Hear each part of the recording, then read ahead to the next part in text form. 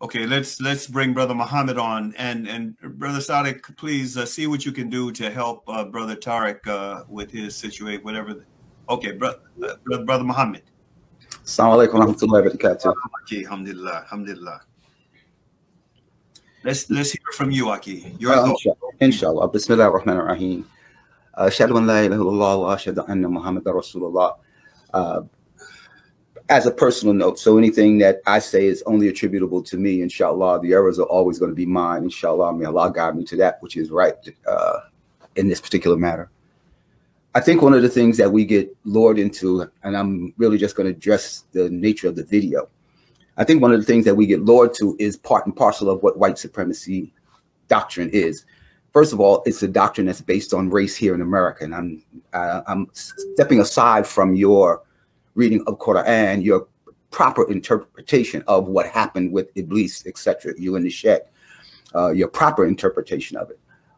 But what goes on here in America is that America has decided how to maximize that which is the concept of race.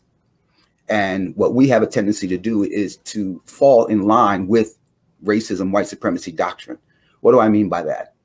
In order for there to be racism, which is an artificial construct, meaning that people have been separated by people, that is, man has separated man into different racial classifications, white, black, brown, yellow, separated even them into what they consider to be their ability to define your ethnicity.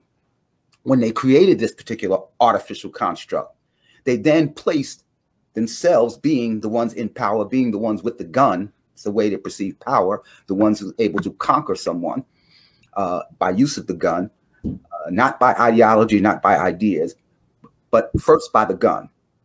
They then impose a certain ideology and have been attempting to impose that ideology on the world. And that ideology is if you're white, you're on top, and therefore you're entitled. Anything other than that either has to fall in place of recognizing white as being on top and superior and supreme, and then everybody else can find a place to fit in beneath that. The lone exception, obviously, is somebody has to be at the bottom end of that totem pole. That's where your so-called Negro or your so-called black man has been listed in the doctrine of white supremacy. And so therefore, throughout history, wherever you see this particular creeping up of this idea of supremacy, it begins with white supremacy. So you cannot have racism without white supremacy. Racism, white supremacy go hand in hand, because in order for you to be a racist, you're really saying that my race is superior to the other race.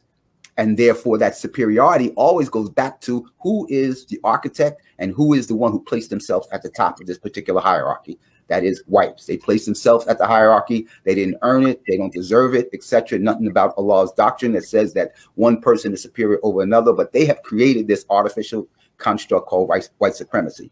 So when you now look at the video and you look at it in those terms, the term of replacement is another code word that they use as a way of garnishing this idea of superiority.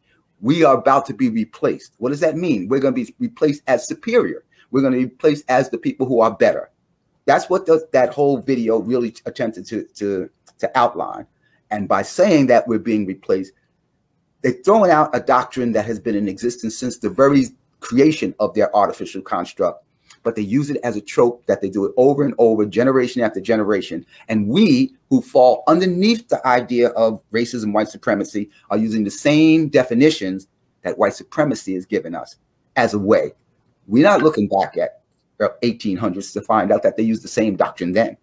We're not looking at the early 1900s to find out why they burned down Tulsa and 15 to 20 other states for the exact same or similar reason, just different indoctrination. And each generation of Europeans, as they begin to fail in their culture, in their economics, in their whatever policy that they are involved in, because their doctrine of capitalism and exploitation cannot hold up.